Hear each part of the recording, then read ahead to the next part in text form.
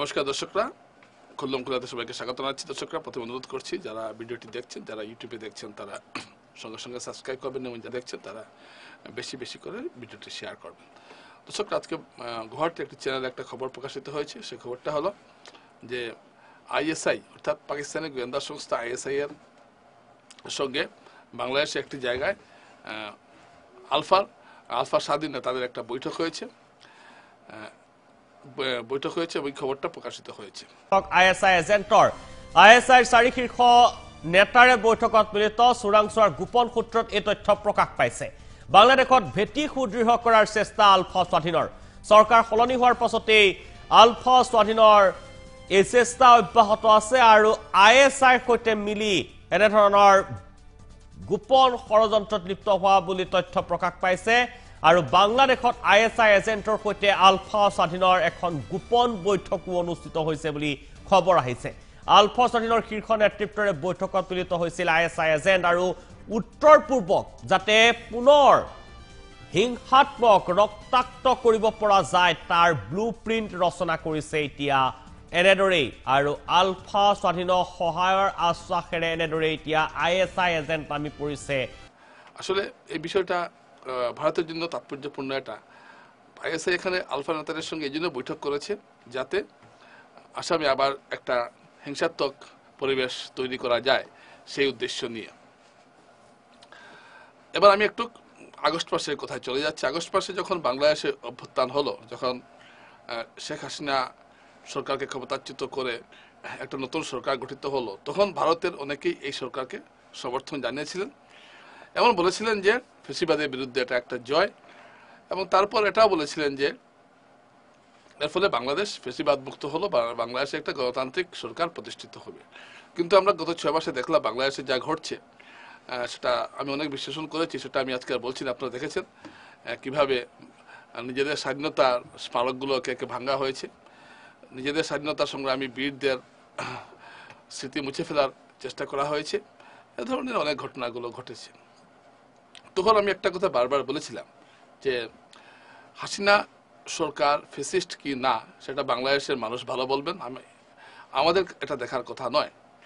আমাদের এটা দেখার কথা যে হাসিনা সরকার ক্ষমতায় যখন এসেছিল, তো এরপর থেকে কিন্তু উত্তর পূর্বের সব জঙ্গি সংগঠনগুলোর যে ঘাঁটি ছিল বাংলাদেশে, যেটা খালেদা জিয়ার আমলে যে বাংলাদেশে যেভাবে আলফাত থেকে শুরু করে এসিয়ান বিভিন্ন জঙ্গি সংগঠন, বড় লিবারেশন ফ্রন্ট, এইসব সংগঠন বাংলাদেশে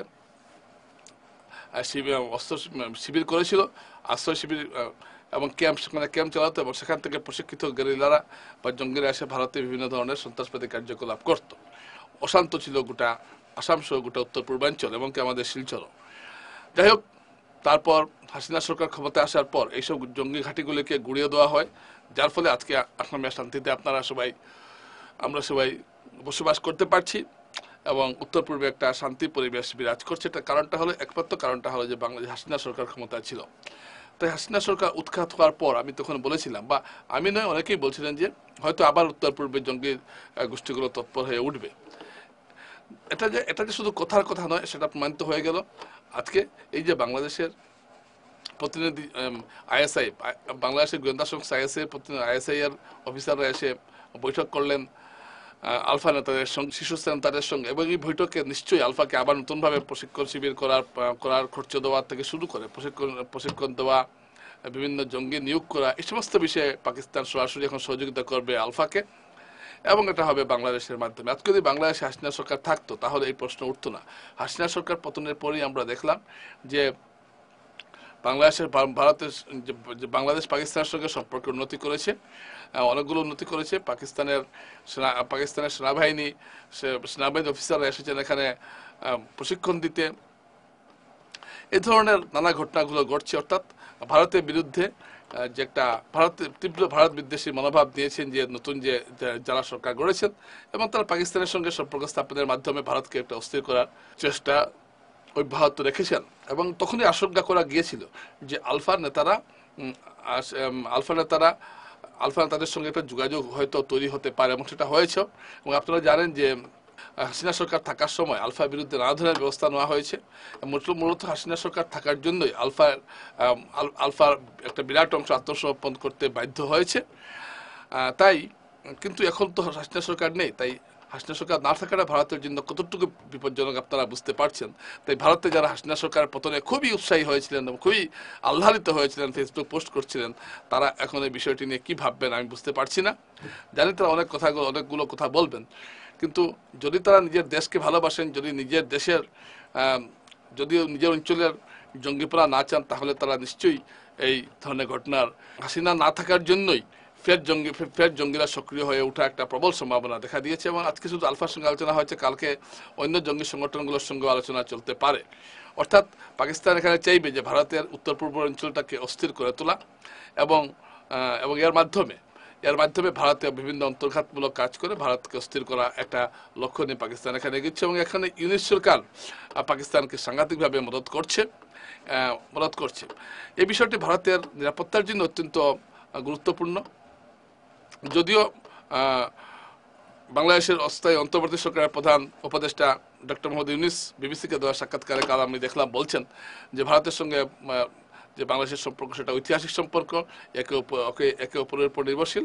কিছুটা ফাটল সৃষ্টি হয়েছিল, এটা আস্তে আস্তে ঠিক হয়ে যাবে, কথা তিনি মুখে বলছেন। কিন্তু মুখে যাই বলুন, এখন যে পরিস্থিতি তাতে কিন্তু এই যে আলফার সঙ্গে এই যে আইএসআই এর কর্মকর্তাদের সঙ্গে আলফার বৈঠক, এটা কিন্তু ভারতের নিরাপত্তার জন্য একটা চ্যালেঞ্জ হয়ে, যে থ্রেট বা একটা বিপদ হয়ে রইল, এটা কিন্তু ঘটনা। সুতরাং ভারতকে এ ব্যাপারে আরও অনেক সতর্ক হওয়ার প্রয়োজন রয়েছে। মুখে বড় বড় শান্তির কথা বললে হবে না। শান্তি এসেছে হাসিনা সরকার থাকায়। হাসিনা সরকার না থাকলে কোনো মুখ্যমন্ত্রী আসামে শান্তি আনতে পারতেন না, এটা কিন্তু ঘটনা।